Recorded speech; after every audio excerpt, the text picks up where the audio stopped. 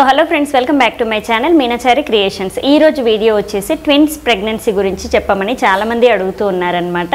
So ఎక్కువగా single pregnant అంటే మామూలుగా ప్రెగ్నెన్సీ వాళ్ళ గురించి చెప్తూ ఉంటాను, ఒక బేబీ ఉన్నప్పుడు ఎలాంటి జాగ్రత్తలు తీసుకోవాలని.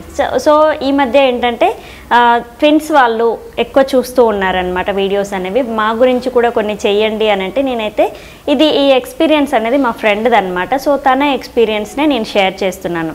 సో ప్రెగ్నెన్సీలో ఏంటంటే ఖచ్చితంగా ట్విన్స్ ప్రెగ్నెన్సీలో కొన్ని డౌట్స్ ఉన్నాయి, అవి నేను క్లారిఫై చేసుకున్నాను. సో అందులో మెయిన్గా మామూలుగా సిజేరియనే అవుతుందా అని చాలామంది అడుగుతూ ఉన్నారు. సో ఖచ్చితంగా సిజేరియనే అవుతుందా అని అంటే 100%లో మనకి ఒక 90% అయితే సిజేరియనే అవుతుందంట. ఎందుకంటే బేబీ పొజిషన్స్ అనేవి మామూలుగా ఇద్దరు కూడా సెఫాలిక్ ప్రెజెంటేషన్లో ఉండాలి, కానీ నార్మల్గా ఒక బేబీ తల పైకి ఒక బేబీ కిందికి ఉంటుందన్నమాట. సో ఇలాంటి టైంలో నార్మల్ డెలివరీ అవ్వడం కష్టం కాబట్టి సిజేరియన్ అనేది చేస్తూ ఉంటారు. సో నాకు కూడా సిజేరియన్ అయిందని తను చెప్పిందనమాట. సో ఖచ్చితంగా అయితే నార్మల్ కంటే సిజేరియన్ అయ్యే అవకాశాలు ఎక్కువ అనమాట. సో ఇదొక డౌట్. అండ్ నెక్స్ట్ ఇంకొక డౌట్ ఏంటంటే సర్విక్స్కి స్టిచెస్ అనేవి ఖచ్చితంగా వేస్తూ ఉంటారంట. ఎందుకంటే ఇలా స్టిచెస్ అనేవి అంటే మామూలుగా ఒక బేబీ అయితే బరువు అనేది కొంచెం తక్కువ ఉంటుంది, కానీ ఇద్దరు పిల్లలు ఉన్నప్పుడు సర్విక్స్ అనేది మొయ్యలేదన్నమాట. ఆ బరువుకి తొందరగా డెలివరీ అయిపోవచ్చు అనేసి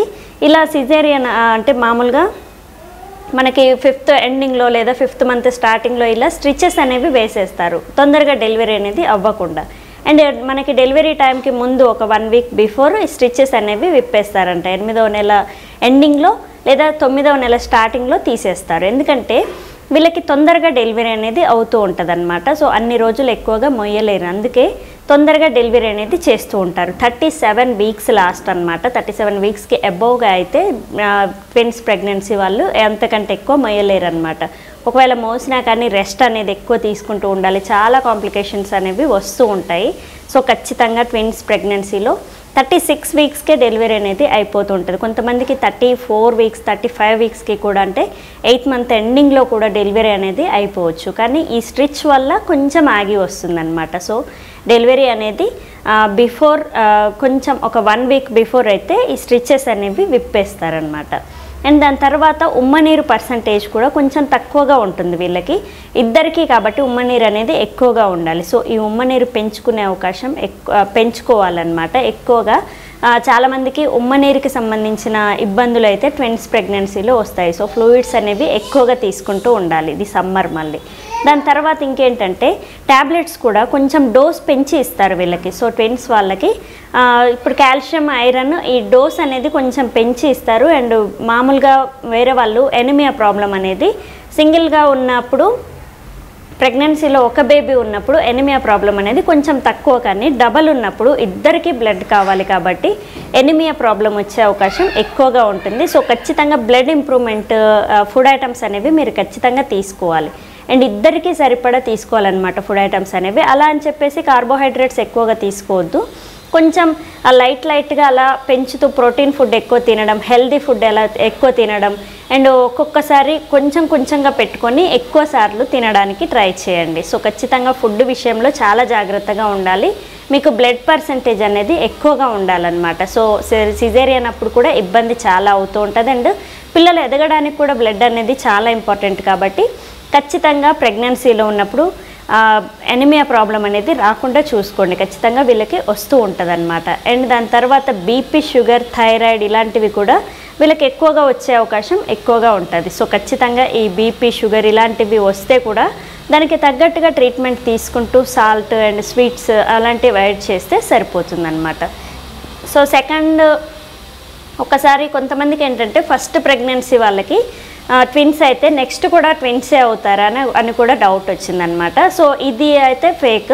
సో ఫస్ట్ మామూలుగా ట్విన్స్ ఇది రావడం కూడా చాలామందికి ఎక్కువ మెడిసిన్ అంటే పిల్లలు అవ్వట్లేరు అనేసి మెడిసిన్ ఎక్కువ యూస్ చేస్తారు చూసారా, వాళ్ళకి ఇలా ట్విన్స్ ప్రెగ్నెన్సీ వచ్చే అవకాశం ఎక్కువగా ఉంటుంది. అండ్ జెనెటిక్ ప్రాబ్లం ఇప్పుడు మన మదర్కి కానీ మన సిస్టర్కి కానీ ఎవరికైనా మన సైడ్ ఎవరికైనా అమ్మాయిలకి ఉంటే మాత్రం వీళ్ళకి మళ్ళీ ట్విన్స్ అయ్యే అవకాశం ఎక్కువగా ఉంటుంది. కానీ ఒకసారి ట్విన్స్ అయినప్పుడు నెక్స్ట్ మళ్ళీ అసలు ప్రెగ్నెన్సీ లేకుండా ఇప్పుడు పాప బాబు ఇద్దరైతే మాత్రం లేకుండా చేయించుకుంటారు.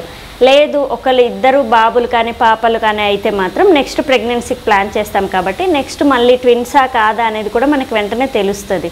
సో కన్ఫర్మ్ అయిన తర్వాత అందుకు మీరు నెక్స్ట్ అయితే ప్రెగ్నెన్సీ మామూలుగా సింగిల్గానే వచ్చే అవకాశం ఎక్కువగా ఉంటుంది. సో డబల్ అయితే ఏం రాదు. సో దీని గురించి కూడా మీరు టెన్షన్ పడాల్సిన పని ఏం లేదు. అండ్ ఆఫ్టర్ డెలివరీ కూడా మనకి బ్లీడ్ అనేది ఎక్కువ రోజులు అవుతుందన్నమాట. అండ్ పొట్ట కూడా బాగా సాగుతూ ఉంటుంది. ఆఫ్టర్ డెలివరీ కేర్ కూడా నేను శ్రీమామ్స్ టిప్లో షేర్ చేస్తాను. అండ్ ట్విన్స్ ప్రెగ్నెన్సీ గురించి నాకైతే ఎక్కువ అంత తెలియదు. ఇది మొత్తము కూడా మా ఫ్రెండ్ ఎక్స్పీరియన్స్. కాకపోతే ఫుడ్ విషయంలో కొంచెం జాగ్రత్తగా ఉండాలి. ఫుడ్ మంచిగా తీసుకోవాలి, ఎక్కువగా రెస్ట్ తీసుకోవాలి. అండ్ డాక్టర్ని కన్సల్ట్ అయ్యేటప్పుడు కూడా మనం మామూలుగా నెల రోజులకు ఒకసారి వెళ్తే వీళ్ళు 15 రోజులకు ఒకసారి హాస్పిటల్కి వెళ్తూ ఉండాలి. ఎందుకంటే వాళ్ళకి ఎక్కువగా ప్రాబ్లమ్స్ వస్తూ ఉంటాయి. అండ్ చాలా పెయిన్ వస్తూ ఉంటుంది. కడుపు అంతా కూడా పెద్దగా అయిపోతూ ఉంటుంది. రెస్ట్ ఎక్కువ ఇవ్వాల్సి వస్తూ ఉంటుంది. ఏ పని చేసుకోలేరు.